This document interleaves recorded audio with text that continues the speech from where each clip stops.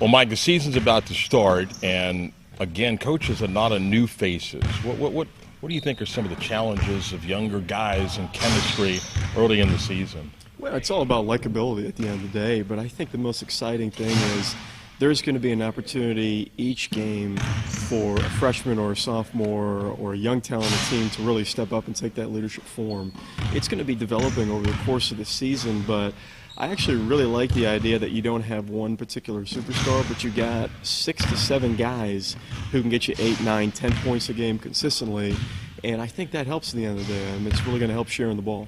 You know, it's interesting because there's so much talk about like B.J. Forrest and Adonis, and you remember, when UCF made the jump from the Atlantic Sun to CUSA, the quality was good. But you saw last year, I think the hardest thing that we learned was how good the guards are in this league. And even though a ton of guys graduate and move on to the NBA, you look around, it still is a tough guard league. And I think for UCF, they've got to use that non-conference schedule to really kind of have their guards grow up, because when league play comes, it's such a good guard league. Yeah, and you're not talking about just one game or one particular team either. It's throughout the whole course of the season. It's the entire conference. You're going to have point guard, shooting guards, that kind of small forward shooting guard combo. They're big, they're strong, they're athletic, they're physical, and you play Memphis one night, and then you go and turn around, you're going to play an even more physical Cincinnati team the next night. So the consistency of guard play, they don't necessarily have to score in bunches. I don't think that's the most important thing, but they do have to turn around and make great plays. They have to be consistent on the offensive floor, running the offense. I think that was lacking a little bit last year. But from a point guard play specifically, running the offense, having a high assist-to-turnover ratio, and being consistent with your leadership capabilities on the court will really make or break this season for the Knights. Who do you think has to have a big step-up year, meaning guys that we saw last year? So I'm going to give mine. You can't pick somebody else. To me, it's got to be Steph Blair.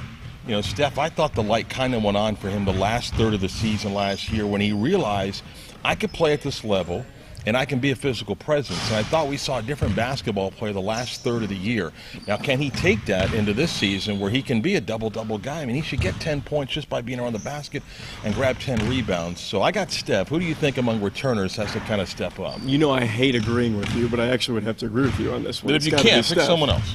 Well, no, I has to be Steph, because he's the guy who's been here over a couple of years, and anchoring down below, he's going to play more minutes than Justin. He's not going to be as big of a force as Justin will be, but he has to play hard the whole game. We know he's going to do that. But if he plays has a high efficiency rate on the offensive and defensive end, that's what really kind of changes his game. I think his shot selection is better. I think he understands his role in the post when he gets the ball better.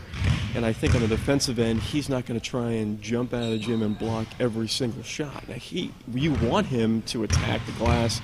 You want him to get 3 or 4 blocks a game.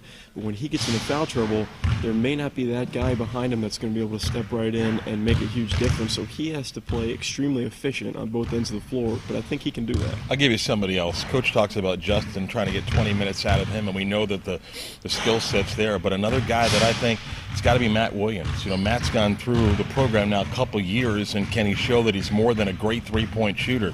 Can he drive to the basket? Can he knock down free throws? And can he play some defense? Because physically, we made a big deal, rightfully so, about how physical Isaiah Sykes was. Matt Williams is as physically ripped as anybody in college basketball, and is there more to that game than just three-point shooting? Yeah, there's more to that when he wants to do it, and I think he really wants to be that guy this year, and to be honest with you, he's going to have to. And I think he will. He's one of those gym rats. He's up at 2 o'clock in the morning just getting shots up because he loves the game and he wants to get better. His ball handling has improved. I've seen that over the summer. His shot selection has improved. I've seen that. But also his leadership qualities have improved too. And it's one of those intangible things, like how do you measure that? What are you actually looking for? But in the locker room, as one of the older guys, he's been through some highs, he's been through some lows. He's kind of that voice of reason for that team right now. And I think inside the locker room, he's going to have to be just as important as on the court to everything else that you alluded to. We got a lot of stuff going on with UCF basketball. Old faces, new faces, start of a new season. Mike O'Donnell, I'm Mark Daniels. We'll see you next time. Fans, don't forget you can follow the Knights on social media.